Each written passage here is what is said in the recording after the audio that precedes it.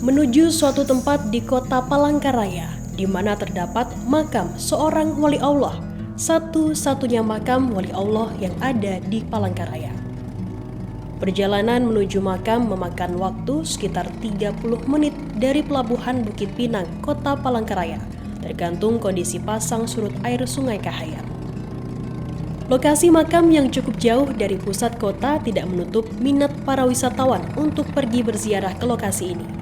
Terlebih dengan menyusuri sungai, mereka bisa menikmati pemandangan bantaran Sungai Kahayan dari atas kelotok.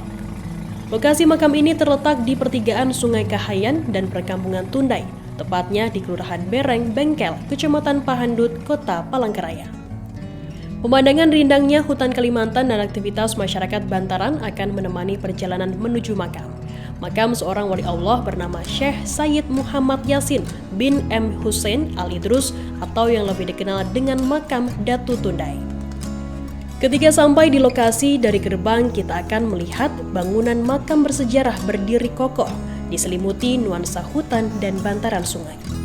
Kedatangan wisatawan akan disambut pula oleh gerombolan monyet dan burung-burung yang berterbangan, menandakan bahwa makam ini benar-benar terletak di tepian hutan Kalimantan yang asri. Selamat datang di makam Datu Tundai, ucap penjaga makam, sebuah makam bersejarah yang ada di kota Palangkaraya. Beliau ini adalah salah seorang ulama di kerajaan Sultan Adam pada waktu itu, yang mana beliau ini sebenarnya bukanlah orang Banjar, tapi dia seorang habaib yang pada waktu itu dikirim dari Jawa untuk mensiarkan agama di tanah Banjar pada waktu itu di kerajaan Sultan Adam. Jadi beliau bukanlah orang asli Banjar, tapi seorang habaib. Kalau untuk lebih jelasnya, tidak ada data satupun yang menerangkan tahun kapan beliau datang ke Kalimantan Tengah. Cuma yang diketahui bahwa beliau ini adalah utusan daripada kerajaan Sultan Adam pada tahun 1825 sampai 1857. Untuk pastinya beliau ke Palangkaraya belum diketahui kapan datangnya. Cuma di dalam sejarah diperkirakan sekitar 1835-1840. Waktu itu masyarakat sebenarnya tidak mengerti juga bahwa itu ada makam wali. Bahkan namanya juga mereka belum tahu nama yang pasti itu siapa sebenarnya, sampai kami membina makam itu. Jadi mereka itu mengatakan itu makam Said aja. Artinya makam Habib itu. Itu namanya Habib Al-Ma'bub. Nah, sedangkan nama itu tidak ada di dalam Juriat Habib, itu tidak ada Al-Ma'bub, itu nggak ada. Tidak ada satupun yang tahu namanya dan asal-usul mereka. Kenapa jadi kami membina makam itu? Waktu itu beliau ini sering, artinya menjumpai, apakah itu secara jahir atau secara mimpi kita tidak tahu, menemui guru kita Alimul Alamah Al-Birah Syekh Muhtar Nur Al-Banjari pada waktu meminta supaya beliau bisa mendatangi makam beliau di daerah Tumbang Tunda itu. Ya, karena beliau juga meminta kepada, kebetulan guru kita Muhtar Nur Al-Banjari ini dia juga Al-Idrus, dan juga kebetulan juga yang bermakam ini Habib Yasin Al-Idrus, jadi satu juriat. Maka pada tahun 1996 itu sekitar bulan Maret, kami satu buah kelotok mendatangi di sana, mendatangi makam beliau, dan ternyata makam itu penuh dengan rumput lah, dan pohon karet juga besar-besar di situ, karena tidak terawat lagi. Setelah kita ziarah sekitar bulan Maret itu, nah lalu akhirnya diutuslah kita waktu itu untuk menemui siapa sebenarnya pengurus makam ini. Lalu kita datang ke Kelurahan Berbengkel dan kita bertemu dengan sekretaris desa waktu itu, dan kita minta dan kita ingin membinanya. Lalu diberilah kita surat Al-KMD Bereng Bengkel, mendapat surat kuasa dari Bereng Bengkel, dari Al-KMD Bereng Bengkel untuk bisa membina makam tersebut.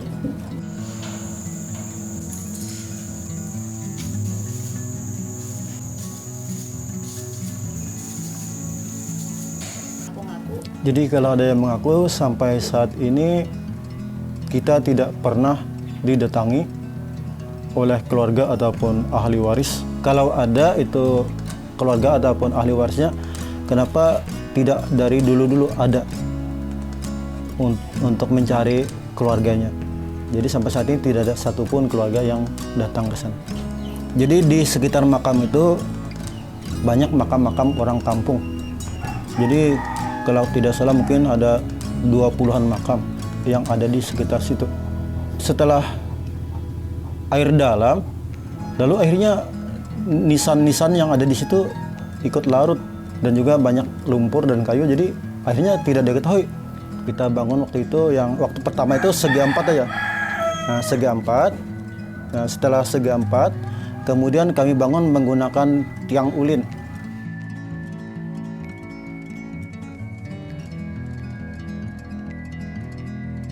Untuk peziarah hampir setiap pekan itu ada, dari Palangkaraya, dari Pulang Pisau, Kapuas, bahkan dari Banjarmasin dan sekitarnya juga. Ada yang berziarah ke Palangkaraya khusus untuk ke makam Datu Tunda ini, untuk peziarahnya. Tapi akhir-akhir pekan lah yang sering. Dalam 1 tahun mungkin terkumpul mungkin ribuan peziarah yang datang juga.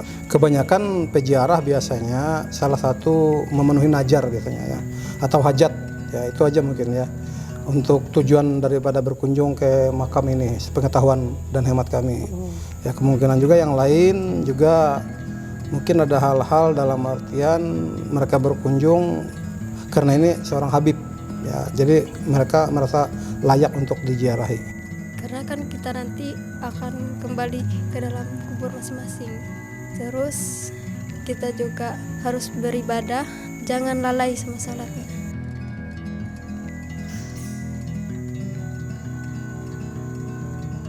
Jadi selama ini, selama kita membina, itu kain keramat atau kain kuning yang orang datang ke sana berhajat itu kan, jadi kita kumpulkan. Kalau kita secara hukum itu bukan tidak boleh, tapi ya dianggap mubazir lah. Malah kalau dipasang kain kuning di situ kan menjadi tidak bersih lah tempat itu.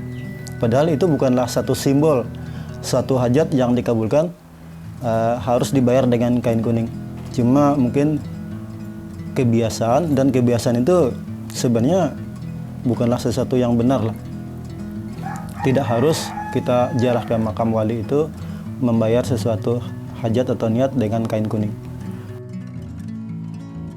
Kita memohon kepada pemerintah lah, sekiranya mudah-mudahan makam yang dibina oleh Al-Banjari ini nantinya bisa dijadikan tempat cagar budaya atau wisata religi, sebagaimana kita lihat makam-makam yang ada di Banjarmasin ataupun di Jawa. Jadi semua makam-makam di sana dijadikan sebagai cagar budaya. Sedangkan makam yang kita bina sekarang ini masih belum dijadikan sebagai cagar budaya. Jadi alhamdulillah kemarin pada bulan Januari kita didatangi oleh Dinas Pariwisata, yang mana mereka meminta izin untuk makam Syekh Said Muhammad Yasin bin Ahmad Husin Al-Idrus ini dijadikan sebagai cagar budaya. Jadi semua persyaratan dan perlengkapan sudah kita penuhi semua.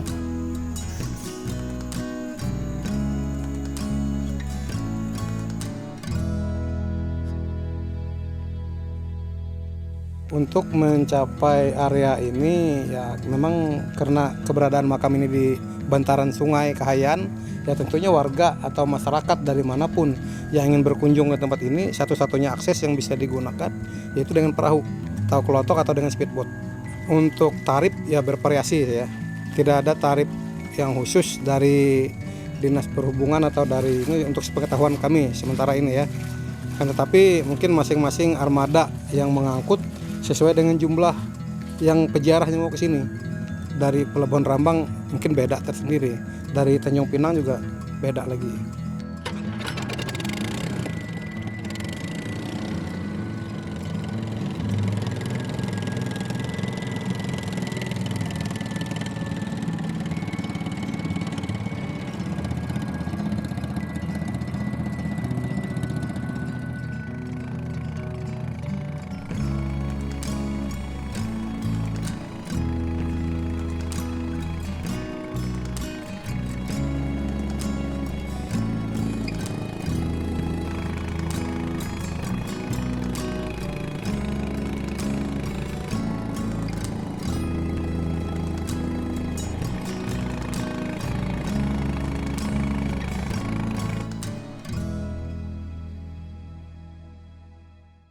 Terima kasih sudah nonton.